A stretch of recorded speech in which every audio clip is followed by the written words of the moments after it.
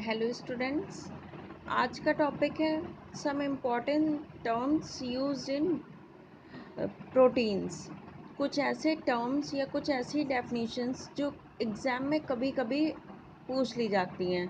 ठीक है, ऐसे डायरेक्टली सिलेबस में तो नहीं दे रखा है, लेकिन कभी कभी एग्ज़ाम्स में इसको पूछा जाता है। तो उनमें क्या क्या है? Biological value of proteins, denaturation of protein, coagulation of protein and precipitation of protein. तो इनकी हम बेसिकली डेफिनेशन पढ़ेंगे।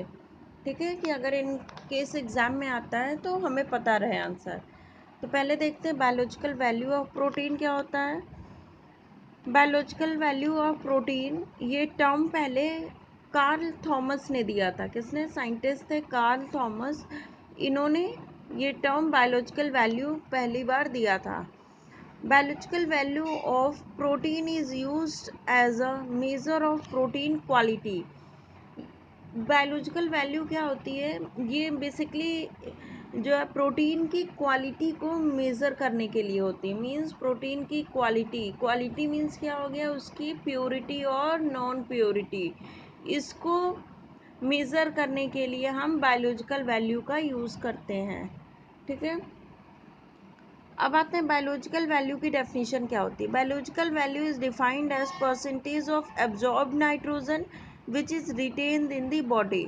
मीन्स क्या है कि जो भी एब्जॉर्ब्ड नाइट्रोजन है उसका क्या परसेंटेज है और क्या रिटेन किया गया है बॉडी में। तो इसमें क्या होगा? Biological value is equal to nitrogen retained divided by nitrogen absorb. Means जो भी नाइट्रोजन रिटेन है उसको जो भी एब्जॉर्ब्ड नाइट्रोजन है उससे डिवाइड कर देंगे और मल्टीप्लाई कर देंगे 100 से। तो क्या निकल आएगा? Percentage biological value. अब आते हैं हाई बायोलॉजिकल वैल्यू फूड्स और लो बायोलॉजिकल वैल्यू फूड पे। तो हाई बायोलॉजिकल वैल्यू फूड्स में meat, fish, egg, milk and cheese आता है। लो बायोलॉजिकल वैल्यूज़ में bread, cereals, nuts and pulses आती हैं। ठीक है, अब आते हैं नेक्स्ट डेफिनेशन पे, वो है डीनेचुरेशन ऑफ प्रोटीन। प्रोटीन का डीनेचुरेशन क्या होता है? डीनेचुरेशन वर्ड का मतलब ही होता है खराब हो जाना या डिसरप्ट हो जाना। ठीक है, डीनेचुरेशन का क्या मतलब होता है? कि खराब होना। तो प्रोटीन का खराब होना, ये क्या मतलब हुआ? देखते हैं। Denaturation is defined as disruption of secondary, tertiary and quaternary structure of a protein.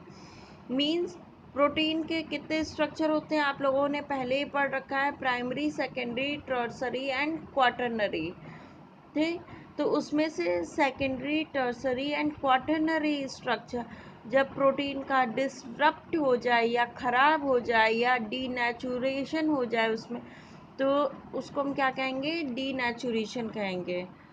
This leads of alteration in the physical and chemical property of the affected protein। और इसकी वजह से क्या होगा कि जो भी अफेक्टेड प्रोटीन होगी, मींस जिस भी प्रोटीन की सेकेंडरी, टर्सरी और क्वाटरनरी स्ट्रक्चर अफेक्टेड होगी, उसकी फिजिकल और केमिकल प्रॉपर्टीज चेंज हो जाएंगी। ठीक है, नेक्स्ट है एजेंट्स विच प्रोड्यूस डीनेचुरेशन। वो कौन कौन से एजेंट्स हैं जो कि डीनेचुरेशन या प्रोटीन को ख़राब करने के लिए रिस्पॉन्सिबल होते हैं।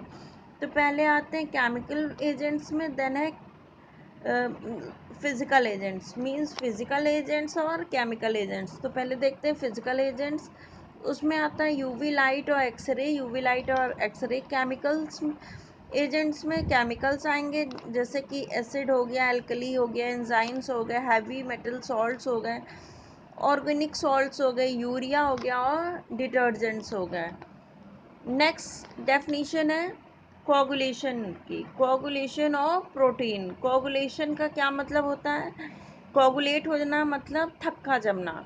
तो इसमें देखते हैं, it is the flocculation and separation of protein particles from an aqueous solution. Means इसमें क्या होता है? फ्लोकुलेशन होता है और सेपरेशन होता है प्रोटीन पार्टिकल का एक्वस सॉल्यूशन से।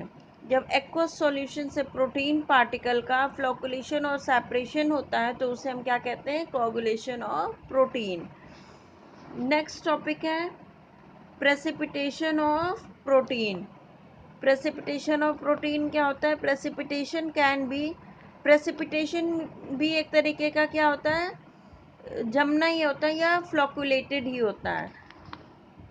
तो precipitation can be defined as a clumping together of denatural metaprotein by neutralization of the charges.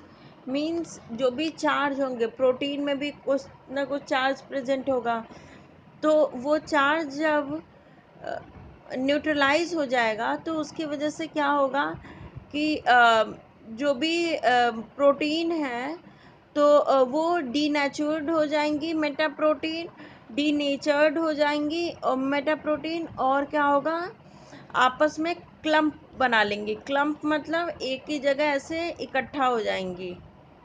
ठीक है। So class, this is all about some important terms use in protein. तो उसमें हमने पढ़ा कि बायोलॉजिकल वैल्यू ऑफ प्रोटीन क्या होती है, डीनेचुरेशन ऑफ प्रोटीन क्या होते हैं, कौन कौन से एजेंट्स होते हैं रिस्पॉन्सिबल डीनेचुरेशन के लिए, नेक्स्ट कोगुलेशन ऑफ प्रोटीन क्या होती है, and last precipitation of protein क्या होती है। So thank you class.